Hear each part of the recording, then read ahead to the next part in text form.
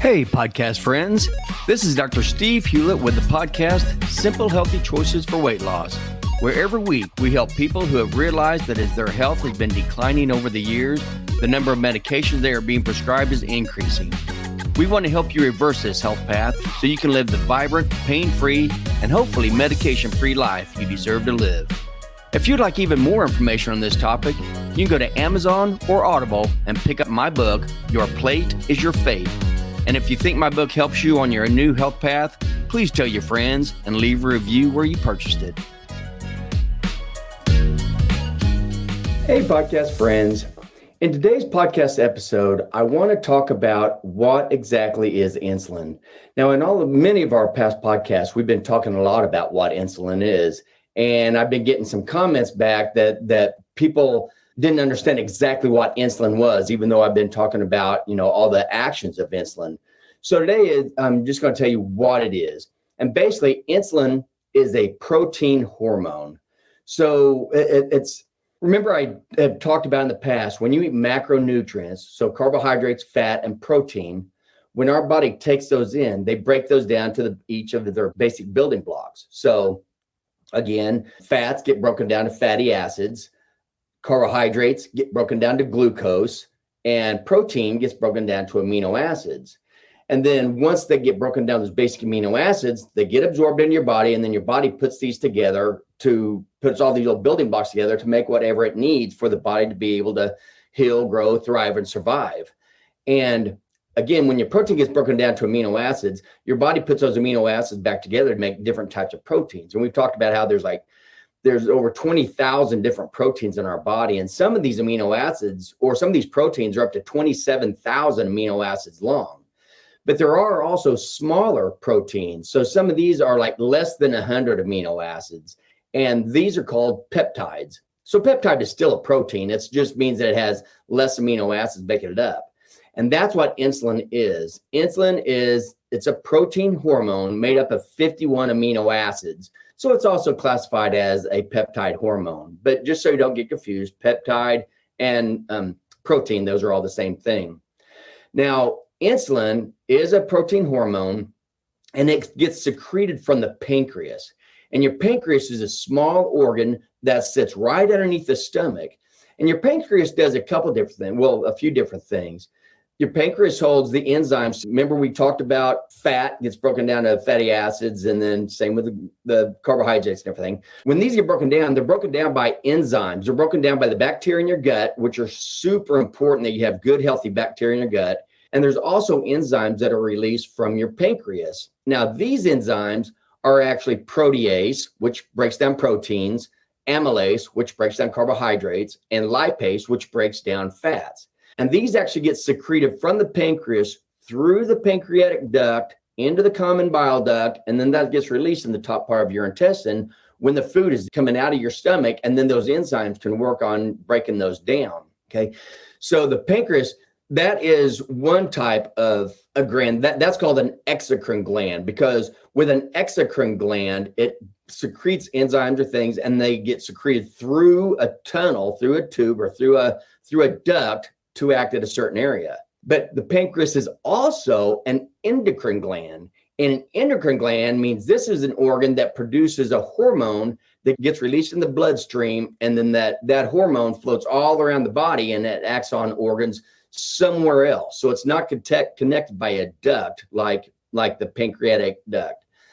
So this is what's happening. So you have your hormones floating around in the blood. Now, you have several hormones in your body. We've already talked about some in past podcasts, like the hormones secreted from your intestines, from your bowels, and those are called your incretins. Remember, we had the episode on the GLP-1 incretin and DPP-4 incretin, and these are hormones that your body secretes to help keep your blood glucose low. They keep your blood glucose low, and they also try to keep your insulin levels low, because your body does not want high glucose and it does not want high insulin. Either one of those. They want both of those low.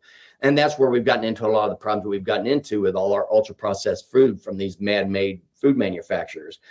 But anyway, so What this pancreas does, it secretes both, both an exocrine and an endocrine organ. As an endocrine organ, it produces insulin. Insulin is the only hormone that your body produces that affects every single cell in your body. Okay, insulin affects every single cell. And the main purpose of insulin, the main purpose of it is, like I said, to keep your blood glucose levels low. Because if you have high blood glucose levels, those are very toxic to your body. They actually can cause like a rusting or a killing of your organs. So your body has different mechanisms to keep your blood glucose low. Okay. And remember, people call blood glucose or blood sugar. Both those mean the same thing, but just don't get them confused with real sugar. Like what, when you think of in your kitchen, your sugar that you put in, whatever people put sugar in. And that is actually called sucrose. That's half glucose and half fructose. And I've already talked in past podcasts about how fructose is actually extremely poison to our body, and we should not be putting this into our body. So I won't be talking about the fructose portion of sugar at all. So we're only going to be talking about the glucose portion of sucrose or of table sugar. But this is the glucose that's actually in our bodies. And this blood glucose, this can be used for energy. Remember, there's two different types of energy. We can use fat energy, like we're supposed to use all the time. And then we use glucose energy for mainly our fight or flight energy. That's the way we're supposed to do it. But since the advent of man-made food and our new dietary guidelines of 77, we've ended up using glucose for our main energy source. And we've had nothing but trouble ever since we've done that.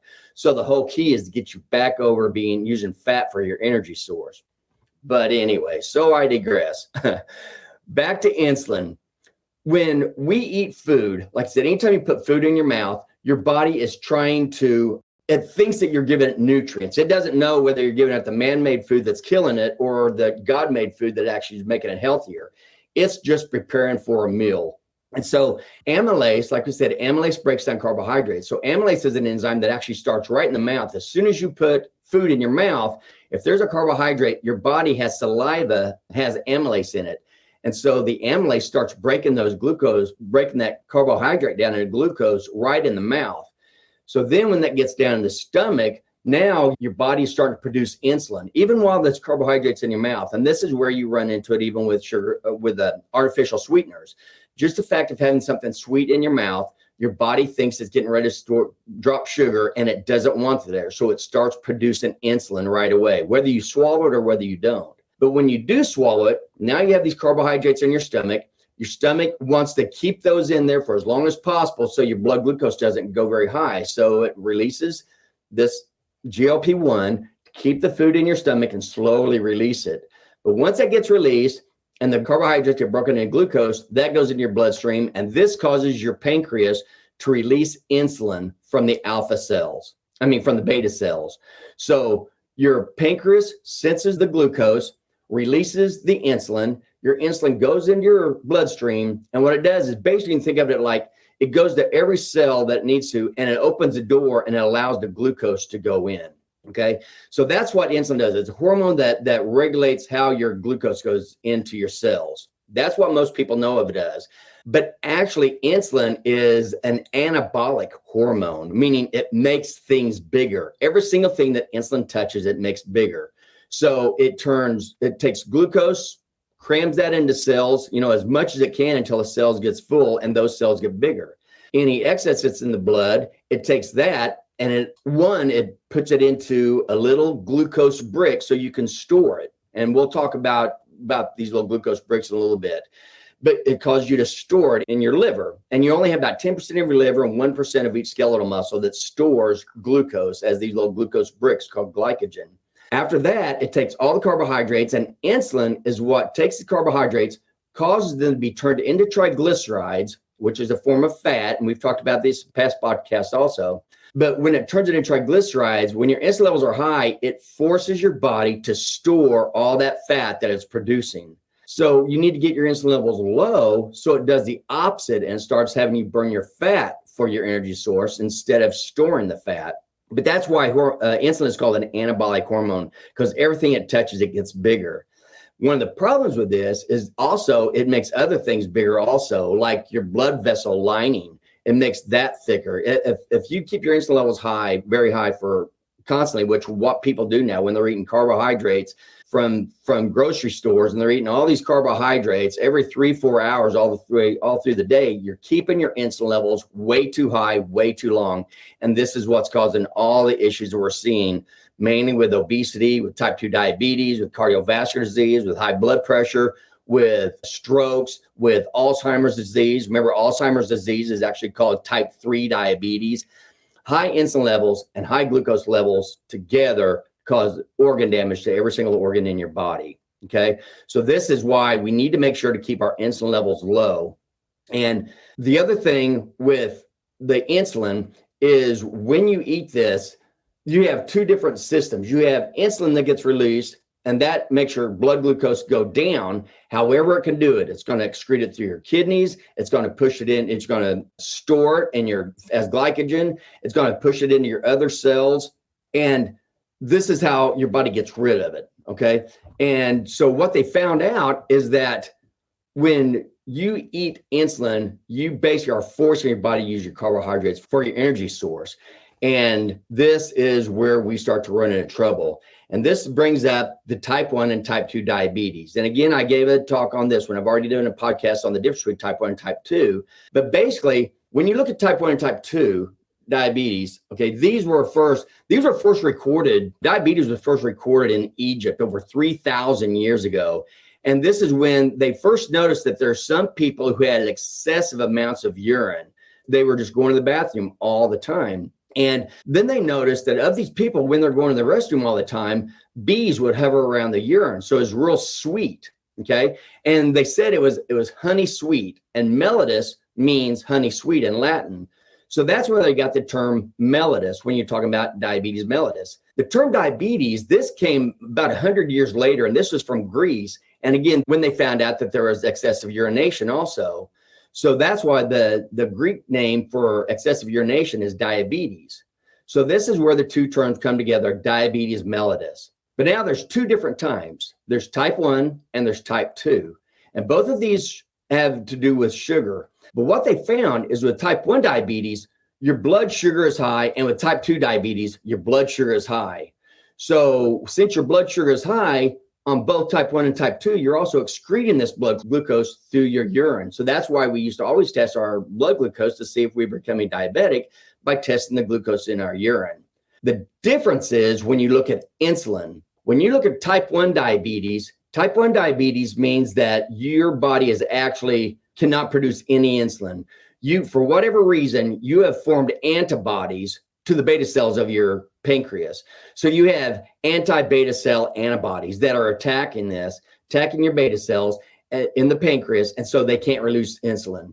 And so these people have very high glucose and no insulin in their bodies. Now, when you talk about type 2 diabetes, it's the exact opposite. Type 1 means you don't have any insulin. Type 2 means you have way too much insulin. And well, they've always known this, but we used to always treat type 2 diabetes with our nutrition. They used to tell people, and I mean even back before, like in 1960, before 1960, they knew that if somebody was type 2 diabetic, they had to change their diet. They got them off of carbohydrates and they put them on meat and fat, because they knew that carbohydrates are what gets broken down in glucose and then put in your system. But then all of a sudden it came on. In fact, with type 2 diabetes, back around 1980, a little bit before 1980, there were only one or two diabetic medications for type 2 diabetes that they had, because the drug companies didn't see that there was that much use in it because there weren't that many diabetics. However, now, since our food guidelines came out where they're telling everybody to eat carbohydrates, now we're seeing the obesity and the type 2 diabetes and everything so much more now. So now there are hundreds of different drugs that are out there right now to treat type 2 diabetes. But almost every one of these drugs do the exact wrong thing. All they do is they focus on your glucose. So they give you medication to stimulate insulin out of your pancreas, and that makes your insulin levels go high, even though it makes your glucose levels go high. So then they do the old magic hat trick, and they show people, oh, look, this drug we're giving you is working really, really well because your A1C is coming down. Your A1C only has to do with your blood glucose. It doesn't do anything with insulin. So while they're having you, misdirected by looking at your blood glucose down, nobody's looking at how your insulin levels are up. And I guarantee if you're eating carbohydrates and your blood glucose is very high, chances are it's because you are a type 2 diabetic, especially if you're obese. That means you're storing all this as fat.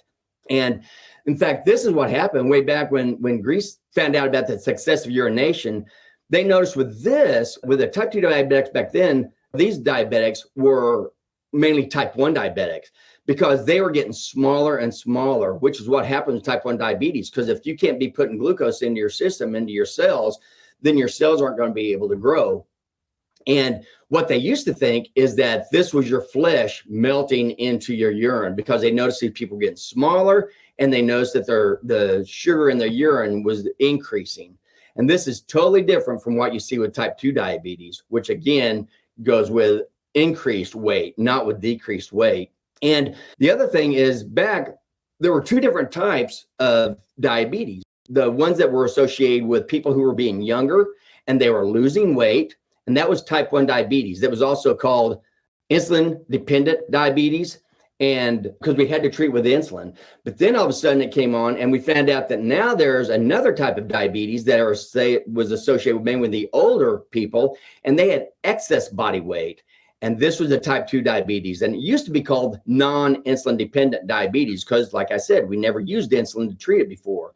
But now we're using insulin all the time, which is actually making type 2 diabetes worse and making our type 2 diabetics stay on more and more medications for the rest of their life. And a big reason why this is because glucose testing is pretty cheap. You know, you can get your blood glucose tested pretty easy, and you can even test it yourself, to where insulin is just a little bit more expensive to do. So, that's one reason why they don't test insulin levels. And I kind of have a feeling another reason why they don't test insulin levels is because that they know that these diabetic meds are actually making the diabetes worse. The insulin level is higher. And so this brings on what happens when you have this insulin. So insulin, it's a protein hormone released from your pancreas whenever you eat a carbohydrate, anything with carbohydrates. You also stimulate insulin a little bit when you eat protein. So if you eat a good meal, a good steak or something, you're going to have a little bit of an increase in your insulin, but not very much at all. And it kind of depends on whether you're a carb burner or a fat burner on how high your insulin levels go. If you're used to eating carbohydrates and use that for your energy source, when you eat protein, that's going to make your insulin levels go up a lot more than if you're a fat burner and then you eat protein. That won't affect your insulin quite as much. But the problem with having high insulin levels all the time is this is when you become insulin resistant. And there are a few different things that cause insulin resistance in your body. And insulin resistance basically means, for whatever reason, and we've talked about what the actual reason is in another podcast, but your body, the insulin, your cells are not responding to the insulin that your body's producing, and so it can't put the glucose in, so your glucose levels go up. And so anytime, the way our bodies work is anytime it's subjected to something over and over and over again, it becomes resistant to it. So in another podcast, we talked about leptin resistance. Remember, and leptin is a hormone. That's another hormone. Stimulates a part of your brain, the medial hypothalamus, and it makes it to where you don't feel hungry. And this is released by fat cells. However, when you have a lot of fat cells on your body, you're stimulating a lot of leptin, and so you get leptin resistance. So now, when you used to have leptin that would tell you, I'm not full, or I'm full, don't eat anymore, now we have leptin resistance. And so when you're obese, you actually make yourself hungrier just because you're releasing so much leptin. So that's leptin resistance. We also talked about getting resistance in your nucleus accumbens, which is your pleasure center in your brain.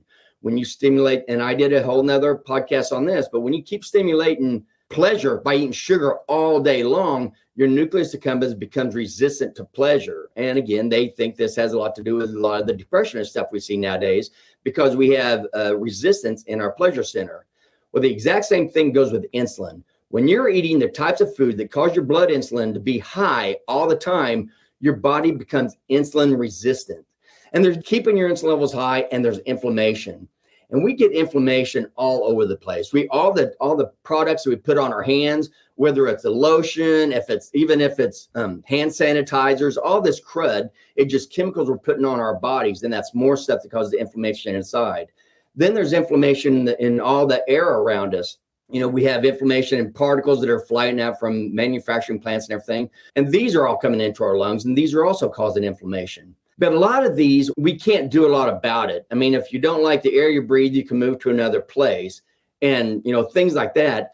But the one thing and if you don't like the lotions or stuff you're putting on your skin, change and find a healthier lotion.